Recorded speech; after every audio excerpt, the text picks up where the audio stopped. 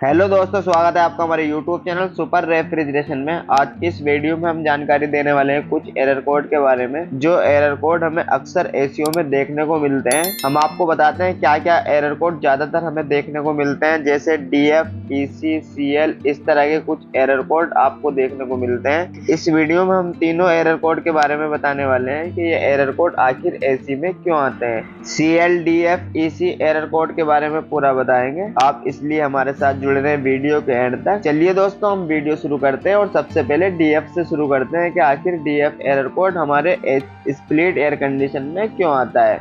DF error code का मतलब होता है दोस्तों डिफ्रोस्टिंग सिस्टम, यानी हमारे एसी में आइस जम जाए तब DF एरर कोड आता है, या गैस कम हो जाए, गैस कम होने की वजह से एसी में इंडोर में आइस जम जाती है, उस कंडीशन में भी DF एरर कोड आता है। या एसी ब्लॉक हो जाए, ब्लॉक होने की वजह से उसमें आइस जम जाए, उस कंडीशन में भी एसी में DF एरर कोड आता है। या हमारी तीनों कंडीशन ठीक है, एसी में ना तो आइस आ रही है ना ब्लॉक है, उसमें क्या होता है दोस्तों, कभी कभी ऐसा होता है कि उसका टेम्परेचर, एसी में हमारी कूलिंग कॉइल सेंसर लगा होता है जो वो भी खराब हो जाता है, जिस कंडीशन में हमारा DF एरर कोड आता है। कुल मिला के बात यह है कि DF एरर कोड डिफ्रोस्टिंग सिस्टम के लिए आता है। कभी कभी होता है ऐसा कि सेंसर खराब होने की वजह से भी हमारा DF एरर कोड आ जाता है। अक्सर एसीओ में DF एरर कोड इसी बर्फ जमने की वजह से, गैस कम होने की वजह से, ब्लॉकिंग की वजह से, सेंसर खराब होने की वजह से आता है। अब बात करते हैं दोस्तों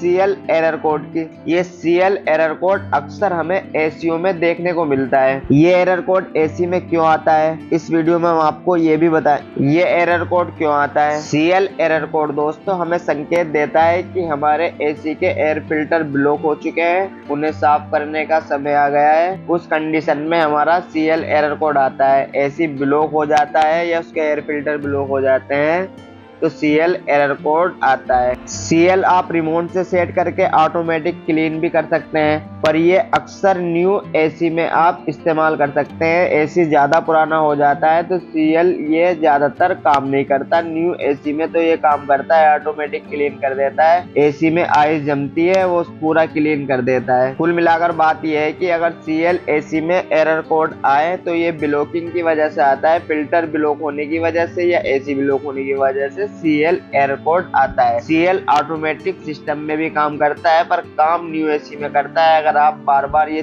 3-4 साल पुराना एसी हो जाए, उसमें CL एरर कोड ये काम नहीं करता, निकाल के धोकर दोबारा सफाई करके लगाने ही पड़ते हैं। अगर आपके भी एसी में CL एरर कोड आ जाए तो आप उसके एयर फिल्टर साफ करके दोबारा से लगा दें, CL एरर कोड ये चला जाएगा। अब बात करते हैं दोस्तों EC एरर के बारे में। EC एरर हमें अक्सर एसीओ में देखने को मिलता है। EC एरर हमें अक्सर सैमसंग के स्प्लिट एयर कंडीशन में देखने को मिलता है। अगर सैमसंग में आपके EC एरर आ जाए तो उसमें आप ये समझ लेना कि उसकी गैस वगैरह कहीं से लीकेज हो चुकी है या गैस कम है। इसके अलावा और अदर कंपनी में EC एरर गंदे फिल्टर या ब्लोड चोक या एयर फ्लो कम होने की वजह से भी EC एरर आ जाता है। अक्सर EC एरर रेफ्रिजरेंट कम होने की वजह से आता है। उम्मीद है दोस्तों ये वीडियो आपको जरूर पसंद आई होगी।